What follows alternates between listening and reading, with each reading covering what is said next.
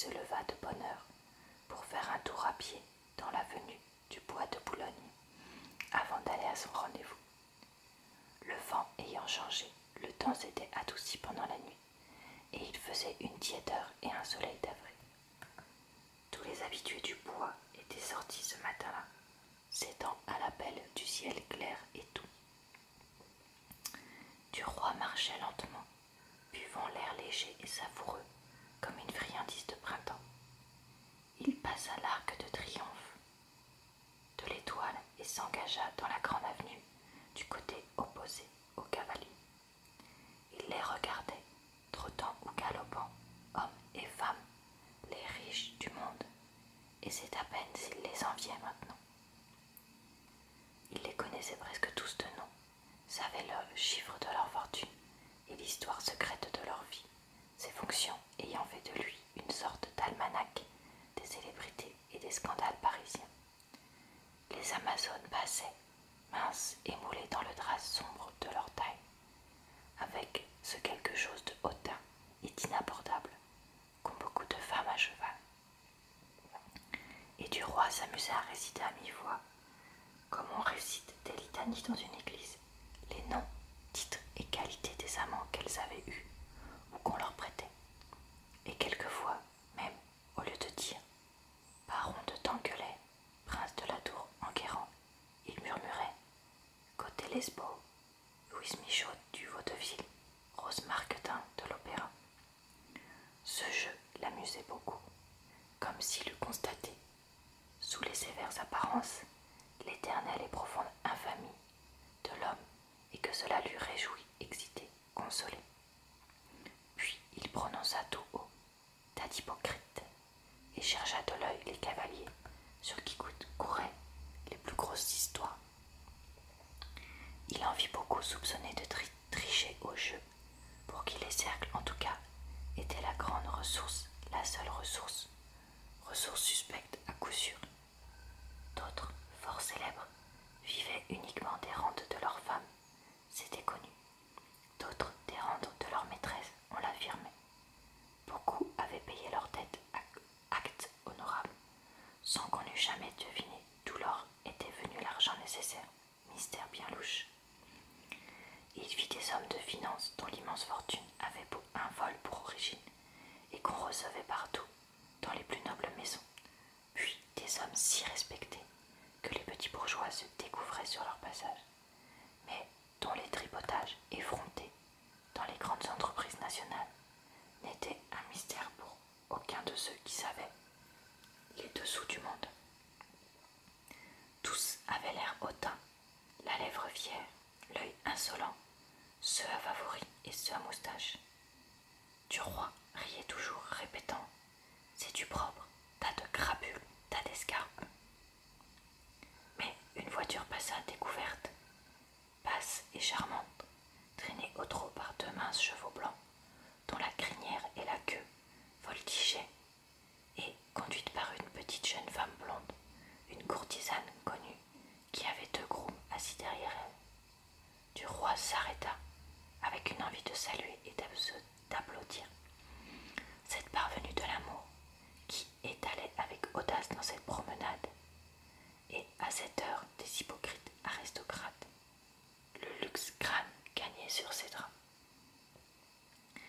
Il sentait peut-être vaguement qu'il y avait quelque chose de commun entre eux, un lien de nature, qu'ils étaient de même race, de même âme, et que son succès aurait des procédés audacieux de même ordre. Il revint plus doucement, le cœur chaud de satisfaction, et il arriva, un peu avant l'heure, à la porte de son ancienne maîtresse. Elle le reçut, les lèvres tendues, comme si aucune rupture n'avait eu lieu, et elle oublia même, pendant quelques instants, la sage prudence qu'elle opposait chez elle à leurs caresses. Puis elle lui dit, en baissant les bouts frisés de ses moustaches: « Tu ne sais pas l'ennui qui m'arrive, mon chéri. J'espérais une bonne lune de miel, et voilà que mon mari, qui me tombe sur le dos pour 6 semaines. Il a pris congé, mais je ne veux pas rester 6 semaines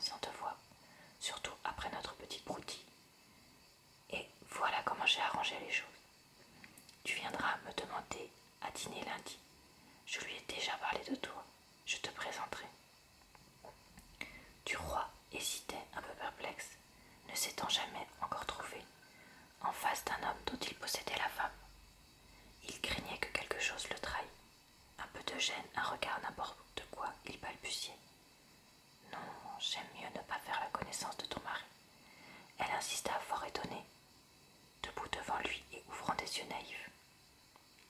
Mais pourquoi? Quelle drôle de chose. Ça arrive tous les jours, ça. Je ne t'aurais pas cru sur Nico, par exemple. Il fut blessé. Eh bien, soit, je viendrai dîner lundi. Elle ajouta. Pour que ce soit bien naturel, j'aurai les forestiers. Ça ne m'amuse pourtant pas de recevoir du monde chez moi. Jusqu'au lundi, Duroy ne pensa plus guère à cette entrevue. Mais voilà qu'en montant l'escalier de Madame de Marelle, il sentit étrangement troublé.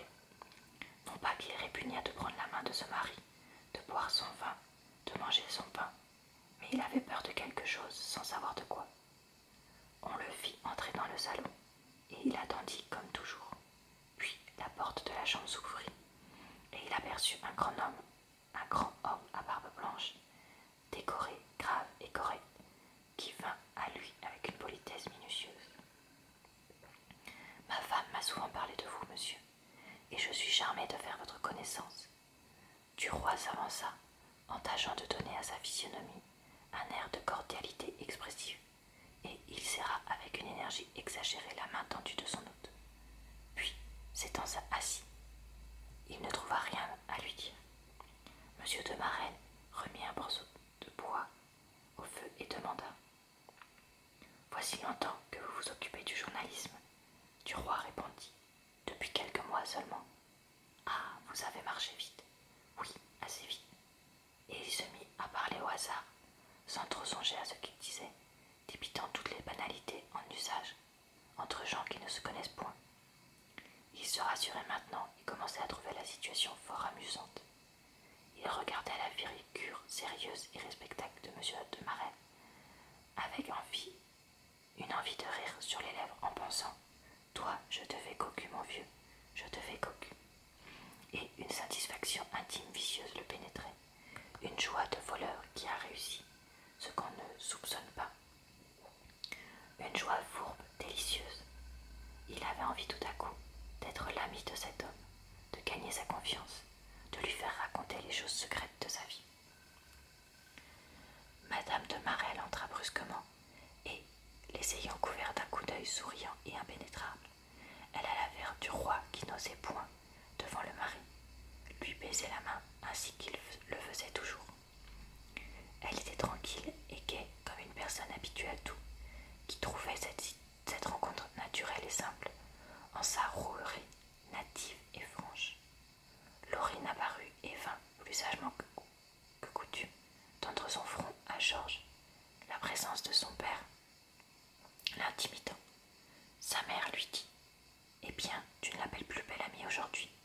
Et l'enfant rougit, comme si on venait de commettre une grosse indiscrétion, de révéler une chose qu'on ne devrait pas dire, de dévoiler un secret intime et un peu coupable de son cœur. Quand les forestiers arrivèrent, on fut effrayé de l'état de Charles. Il avait maigri et pâli affreusement en une semaine, et il toussait sans cesse. Il annonça d'ailleurs qu'il partait pour Cannes le jeudi suivant, sur l'ordre formel du médecin. Ils se retirèrent de bonne heure et Duroy dit en hochant la tête « Je crois qu'il file un bien mauvais coton.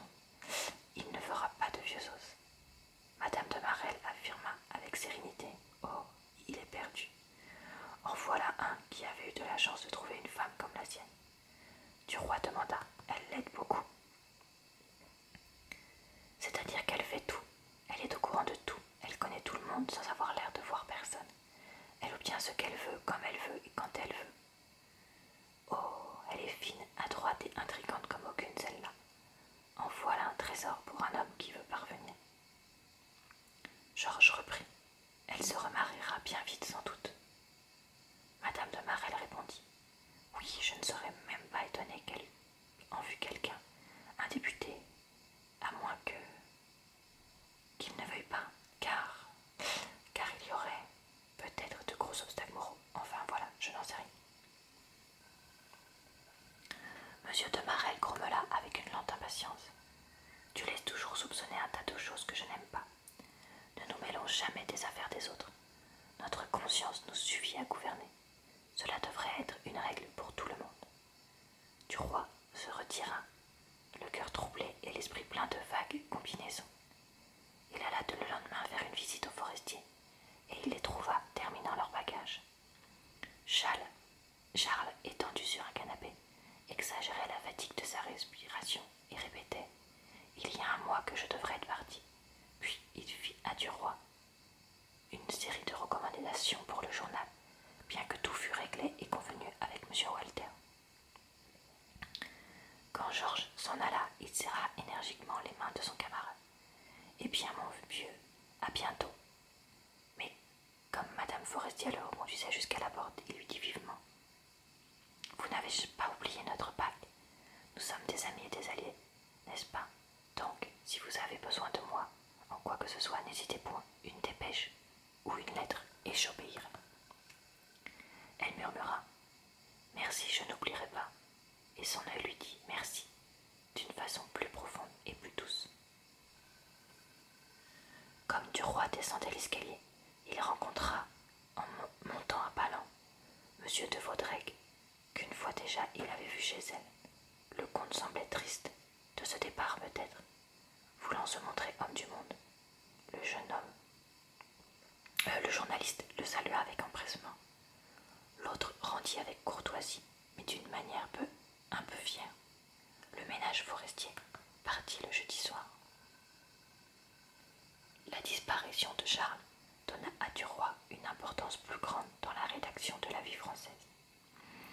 Il signa quelques articles de fond, tout en signant aussi ses échos, car le patron voulait que chacun gardât la responsabilité de sa copie.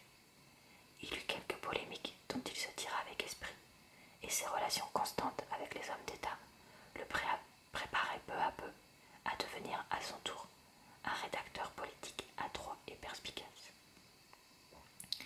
Il ne voyait qu'une tâche dans tout son horizon. Elle venait d'un petit journal frondeur qui l'attaquait constamment, ou plutôt qui attaquait en lui le chef des échos de la Vie française. Le chef des échos à surprise de M. Walter, disait le rédacteur anonyme de cette feuille, appelé La Plume. C'était chaque jour des perfidies, des traits mordants, des insinuations de toute nature. Chaque rival dit un jour à Duroy « Vous êtes patient », l'autre